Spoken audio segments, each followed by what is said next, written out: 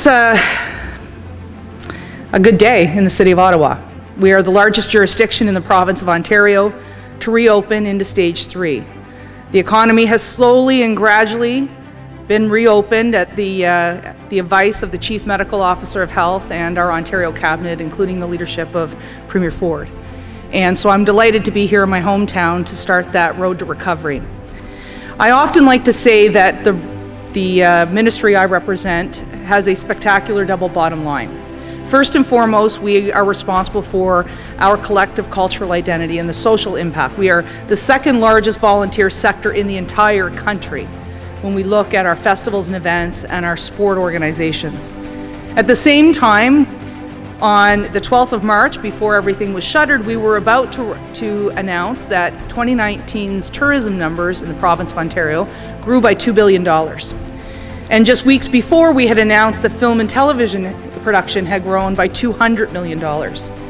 All told, the sectors that I represent fuel $75 billion in economic activity.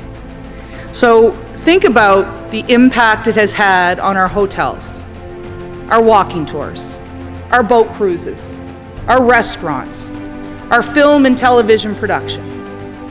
Think about what it's done to our sporting events and to our sports teams. It's been a challenging time for us, and we estimate in the ministry we've at least lost $20 billion in economic activity. It's a lot of money and it's a lot of jobs. And so today, we're here to start that recovery process. But it's not going to be easy. I've said it many times, whether it's in committee or on my telephone town halls or in the legislature. Our double bottom line has hit a triple threat. First and foremost, COVID-19 has been a public health crisis. And the reason we're into Stage 3 in this city is because everyone, all 1 million Ottawa residents, played their part to prevent the spread of COVID-19. But the second reality, that second threat, is very real. It's that $20 billion hit in our economy. We're dealing with an economic threat. So many of the people that we work with, that we rely on, have been out of a job for 3 or 4 months. And finally, and this is where it's going to be very tough for our sectors, it's the social crisis. It's the interaction, getting back to our old consumer habits, our old routines, and feeling comfortable again doing what we used to do.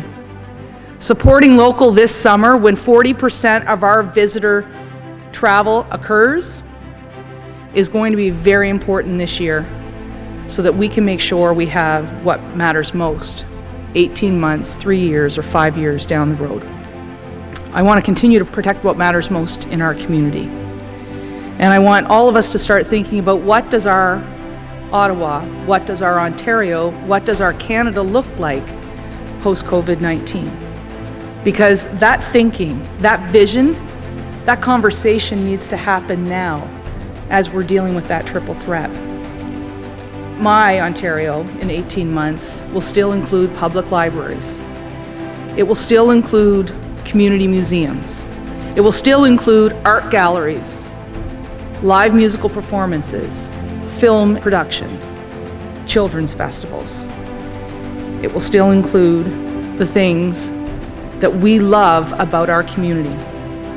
And so that's why, despite all the cancellations, the postponements, the challenges that we have all faced, I continued to flow money to our city.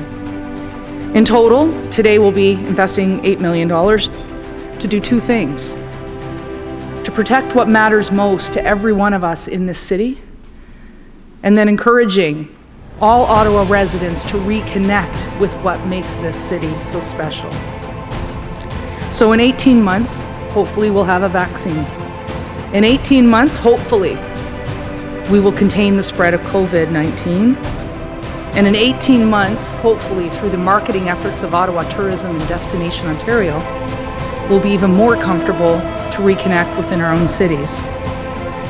As an Ontarian, I strongly believe that we are the world in one province, and right now we can't welcome the world back here. But we all certainly can rediscover our own city, and we can all rediscover our own community. So I think it's important that we demonstrate today our level of comfort starting to get back into our old routines. But there's no doubt about it, we're going to have to make sure that not only do we protect ourselves, that we protect other people.